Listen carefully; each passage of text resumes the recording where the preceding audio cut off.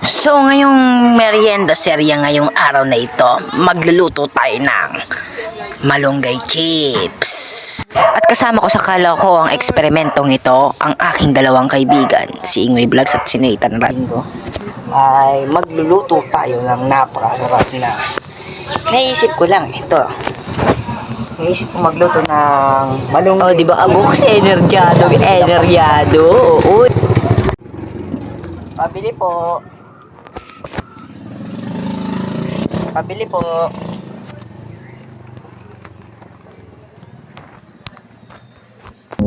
Pabili po.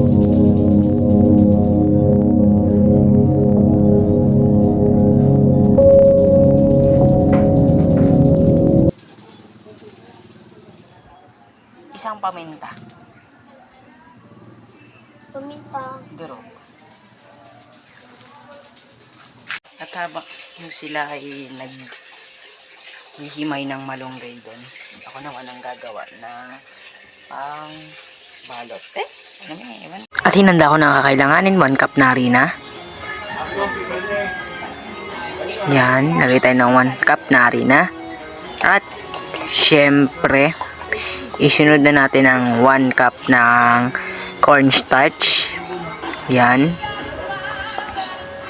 Yan po kasi ang isa sa magpapalutong sa ating malunggay chips. At ilalagay na po natin ang betchin. Yan, betchin. Maglagay na tayo ng betchin. Tansya-tansya na lang po ng betchin. Dahil po, practice pa lang naman po yan. At maglagay na rin po tayo ng konting asin. At paminta na, syempre. Para, ayan po yung mga gagamitin natin pampalasa sa ating coating. Para ano, yan, isang basong tubig. Isang basong tubig po muna mga kabuks. Yan. Halu-haluin natin. Siyempre, mekos-mekos na niinsan yan para matunaw na yung mga nasa ilalim niyan. Mekos-mekos na niinsan yan. Yan. Daan-daan po na para hindi matapon. Haluin lang natin yan mga kabuks with feelings. Yan. Uy, sana all may feelings pero siya wala ng feelings sa'yo. Aroy, humugot ka pa, bukol. At nag-add pa pala ako dyan ng kalahating baso ng tubig dahil medyo nakukulangan ako sa consistency ng hindi masyado malapot. Pagkatapos po natin lagyan ng tubig, yan na po ang ating pang-coating, ay pang ano pala yan, pang lagay sa malunggay. At yan natin ihalo mamaya ang malunggay chips na ating gagawin mga katrops. Grabe, sayang, napakalutong nung bago luto. Kaya lang, habang nagluluto kami pa na yung kain namin mga kabuk. Sorry, nalilito na po ako sa pangalan ko kung ano po ba maganda akong itawag, kung kabuk o katrops. Pero ang pangalan ng aking Facebook page ay katrops. Ay kabuks. Yan.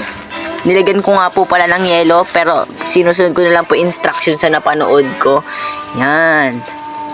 Nilagyan ko pa po pala ng paminta yan. Dahil po medyo nakukulangan ako sa paminta, kabuks. Yan, mga kabuks. Yan na, palong-palo na yan. At yan na siya, mga kabuks. Nilabas na natin yan. At hinalo-halo pa natin. Mekos-mekos na ninsan yan. Grabe na ninsan na yan. Uy, iniiba yung boses. Yan na, mga kabuks. Let's go. At wait lang, may nakalimutan pala akong ilagay. Yan po pala yung itlog. Isang itlog lang po palang gagamitin natin dyan. Yan. Konti lang po. Pwede nyo po itong ipang negosyo mga kabuks. Konti lang ang punan. Pero pag nabenta mo to, pwede mo itong ibenta kahit magkano mo gusto. Yan. Disclaimer lang po, experiment lang po to, pang food trip lang po namin yan. Ayan na po, nag-experiment na naman ako. Sa aming tatlo, ako po yung chef. Yan na po, nilagay na po namin malunggay. Pero po, hindi ko na po napakita na hinugasan namin yung malunggay dyan. Hinugasan ko yung malunggay dyan. Dahil po, nagmamadali din po ako yan, natataranta ako. No, medyo natatapon-tapon pa nga po. At yung kapatid ko suportado, inilagay pa yun na ulog.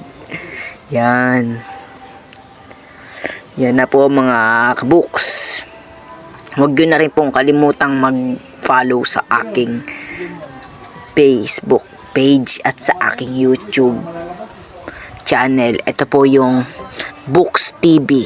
Yan, Books TV po. Kabooks TV rin po. Books TV ang pangalan ko sa YouTube. At kung sa Facebook page naman po ay Kabooks TV. Yan.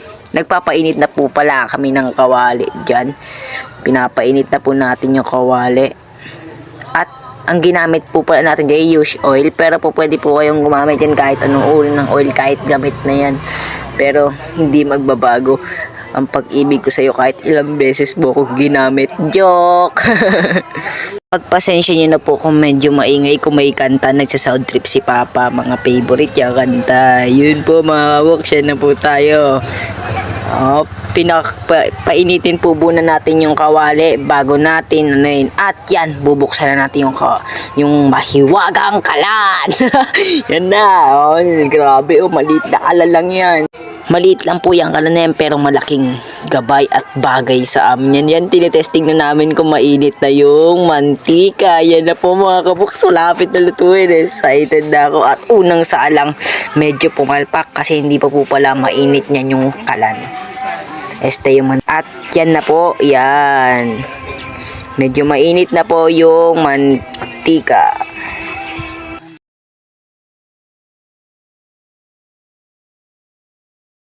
At salang lang po tayo ng salang dyan mga kabooks. Yan.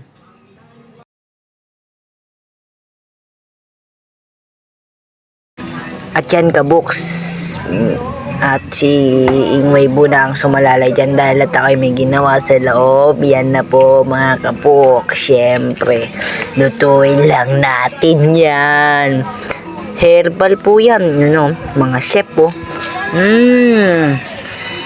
Pero po, take note, napakalutong yan.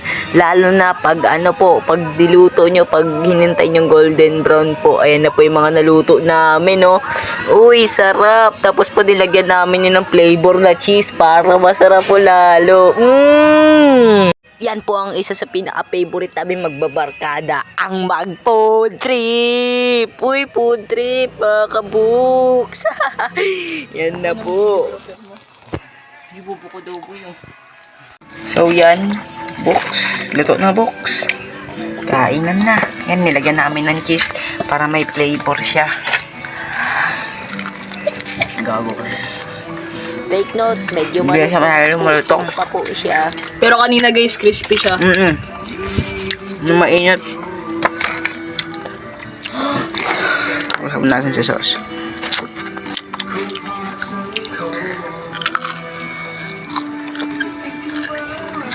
Sarap nga.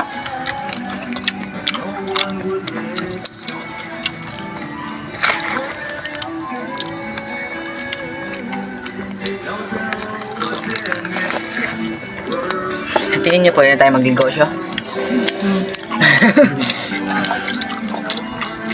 Sarap.